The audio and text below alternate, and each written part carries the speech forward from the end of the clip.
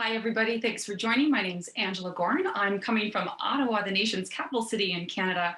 And as Mark mentioned, a huge female founder here in the FinTech world, absolutely striving for some disruption there and making waves of change. Aside from that, I'm a professional athlete, right, Mark, as you know. So pro athlete, almost retired. So I'm pretty excited about this pandemic being over. I think like all the viewers are probably thinking the same. When you said almost retired, it's because you have one big event coming up. Why don't you tell us about that? Oh, absolutely. I am retiring as a UCI professional cyclist. It was to happen in 2020, but I'm going after the 1 hour indoor cycling world record being set, fingers crossed, on May the 4th in Aguascalientes, Mexico. And it's also to support girls and women in sport. So going to be doing a lot with live streaming like we're doing here, and hopefully going to set a new record against the one that was broken this September. So exciting. When you look back on your career in your life in sports, it's not a career, it's a life in sports. Yeah. When did that bug bite you? You know what? And it's interesting because there's a feature film that's being filmed around this. And I look back now, and the memory for me was parents separated, high school. It was grade 10. And I had an incredible coach that found me running back and forth between the classrooms into the bus, and just saw a little athlete in me. And, I think that was the first form of mentorship. And she gave me my first pair of sport running shoes as well. So I never looked back from then. I just kept running. It's interesting that you mentioned that there's, when I ask that question, it feels like there's always a person in our life, and it's usually sometime between 11 and 15 years old, where there was that person who wasn't your parent, who had they're just those kinds of people. I think of it as the universe reached through that person to tap you on the shoulder. Would you agree with that? I absolutely agree with it. And I can remember her. Her name was Gina Bueller. Miss Bueller, if you're out there and you're still alive, thank you so much for planting the seed of hope. And you're right, Mark. Absolutely. There's that key point in life. And I definitely find with girls, for sure, it seems to be between 10 and 15, boys a little bit older.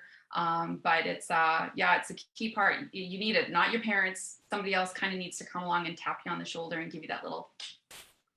Yeah. And part of it is believing in you. Yes. Right. Yeah, absolutely. That's a big, because it's at that age we don't know. We're not Jello yet, right? We're still figuring it out. And yeah, exactly. right, we don't know. A little bit of guidance. So now when you look at your career, and we're going to get into banking in a little bit, but when you look at your career, I was reading up a little bit, and your so you majored in poli-sci, political science, minor in psychology, and you worked in international relations and human security. Don't even know what that is. And then child and sports psychology. That's a heady mix of things. Yeah. Well, I think my minor was interesting. I always kind of say when you do an undergrad, right, it's not really a predominant focus, but definitely, obviously, being in Ottawa, for those that know, it's like Washington, D.C. in the States, or any major city in the world, right, in the country. I did work for the former Prime Minister of Canada's offices up on the Hill. So that's what brought me here, and I stayed, right? It's been a great community, but yeah, you're absolutely right.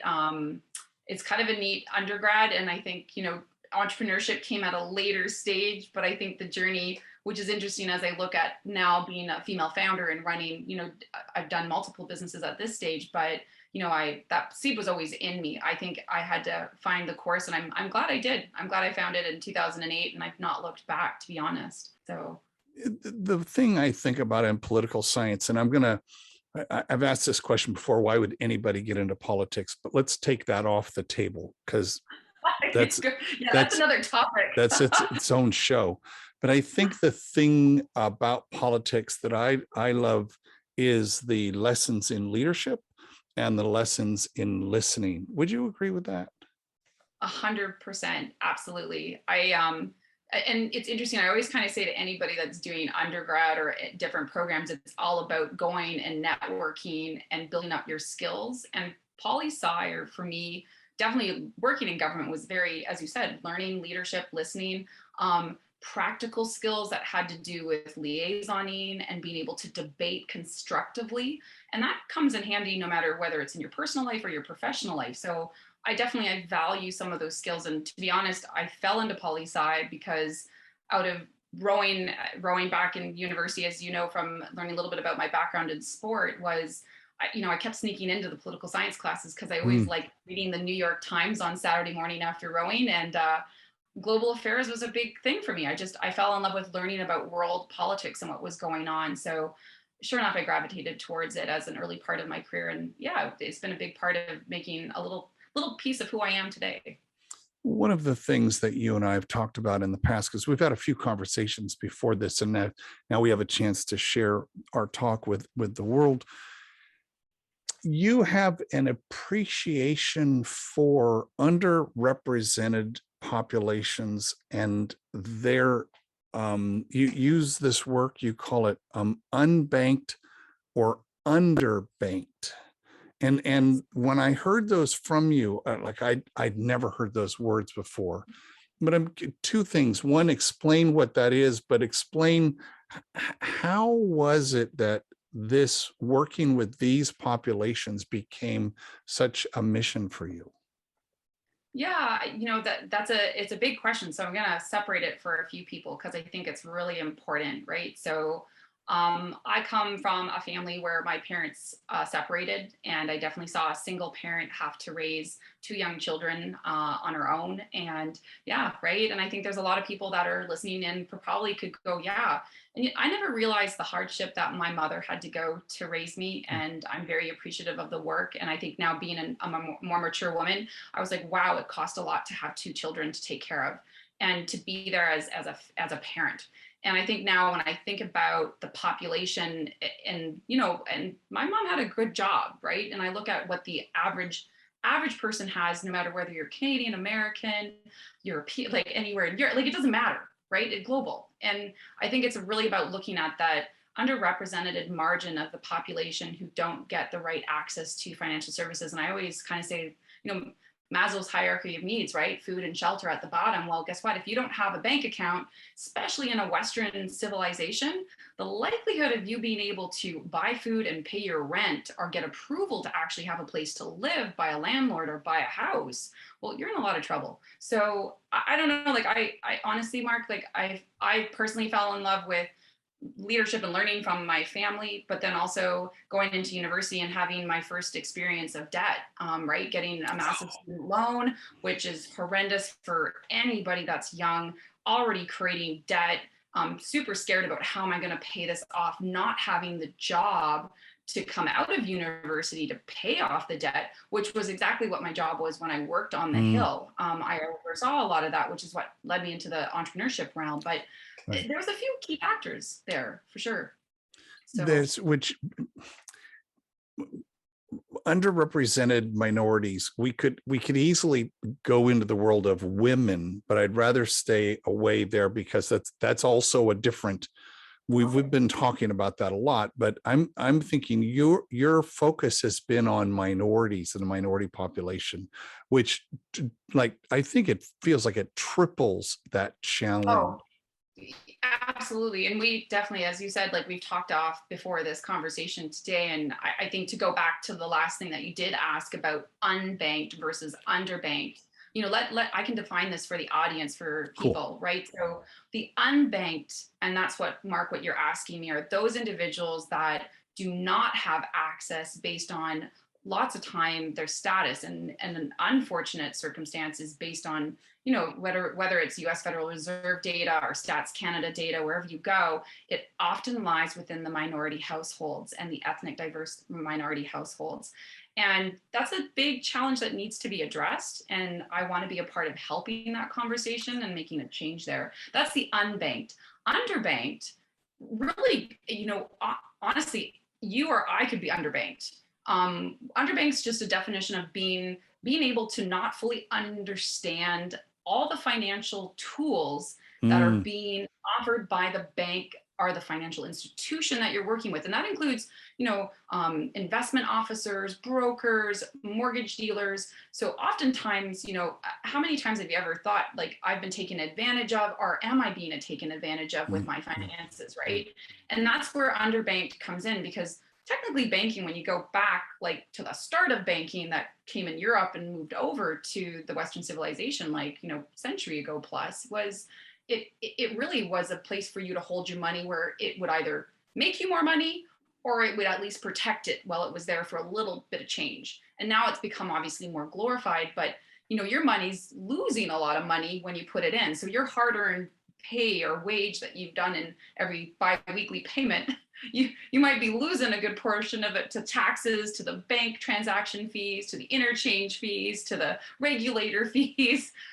So at the end of the day, you're kind of going, wow, like 50% of my check that I worked really hard for is going off to other people's pockets or other businesses' pockets. So I think for me, it's really, there's those two sections, and you're right. UnBanked is a passion project for myself. I really want to be a part of opening that caveat, that conversation. We've got, I think in the US now, the stat that came out is between 14 to 16% of the population are unbanked, or sorry, the Federal Reserve, I'm like looking at it down here, 22% of the American adults, which is 63 million, are underbanked. And of that, 14% of them are of ethnic minority. And that's a higher consideration compared to the 3% that come from household incomes that would not be classified as like ethnic minority and or have an income more than $40,000. So that's the US, and very, very similar is in Canada. So is there, are there more Angelas in the world who are paying attention to this? Because I think of microloans and microfinance. We've had a few people on the show who are looking at, like, specifically in Africa, in refugee camps, like talk about, no money and no banks and no home, right? So that's I think at the far end of that curve. I think maybe we're talking with you a little bit further up from that. Is this, do you have a sense of optimism that people are paying attention to this problem? Yes, no, I absolutely do. I think obviously I think it's a conversation piece. The challenge is just like business, banks are in this to make money, and just like any company, right? So challenges is, I always kind of put it out there. If somebody's making $40,000 or less a year and you own the bank, or you're the board of the bank and you're administering who your clientele or customer are, is somebody that's going to make $40,000 this year going to be a worthy client for you? Or do you want to get somebody who's got a $200,000 salary, can afford a mortgage, can get a credit card with your bank, which obviously then your profit. So I think, it is an interesting conversation. I think at this stage it becomes more, is it a right for every person to have access to financial services, right? So again, you look at that median. Oh, that's an interesting question. Right. Yeah, exactly. So it's a support mechanism, which is what they're doing in those third world countries that you're kind of mentioning, where people go in and they do support, kind of like, give a man the fishing rod to fish and go teach him how to fish, and then teach him how to actually put the fish on the table, right? There's that conversation of like the whole process versus here's a fishing rod, go and learn how to do it on your own. And I think that has been, at least my interpretation, what we've gotten to is we recognize the issue, but we're not really getting to the final outcome of being able to support that individual or that family that's unbanked right now. And it will happen, but it's definitely it's a large chunk to go after, a large vision. You're reminding me of conversations we've had around the digital divide, which is a huge challenge, right? The digital divide.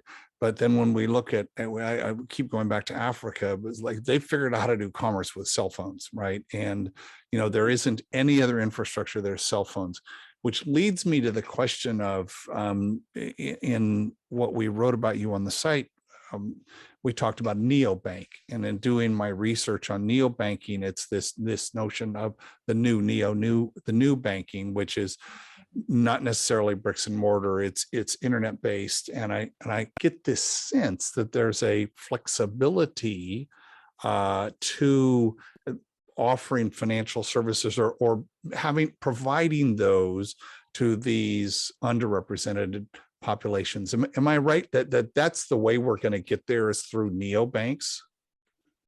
I feel there's definitely a shift. I think there's a combination. I'm all for working with the bigger banks because obviously they're brick, they've been here, they're traditional, they've got a lot of revolve, they made a lot of money, even the pandemic, right? We saw all of the data that came out in the last quarter, the quarterly reviews, the annual reviews of, especially in Canada, the 5 top banks made tremendous amounts of capital during the last 2 years. So, when you think about it, everybody banks in the sense of like most people that have a job and they go to work, so that bank continues to make money. And we've seen tremendous amount of spend, especially in the surplus that came out, both with, at least in North America, right? When you start to see trends in spend. So transactions have gone up tremendously in 24 months. So I just it's interesting. I do think there will be a shift of what we're going to start to see to support those, but the neobank and the challenger bank space kind of come in that fintech, right? That little innovator, the disruptor, like my company, and there's a few of us that have to work to create a market that has a clientele that we can support. And we do need the support of the regulators, and we do need the support of the larger banks to back us with that move, because we can pivot and we can get to that audience a lot faster, right? It's kind of like that steering the ship mode, right? I always kind of say big ship takes a long time to steer, which is kind of like government, like a big traditional bank, versus somebody like us as a small team. We can go in, we can address issues, we can really hone in on what is that client, what is the program we need to facilitate, and where do we need to deliver it now? I can sure see why Forbes put you on their top list of tech entrepreneurs. I'm so glad you're paying attention to this problem. Thanks.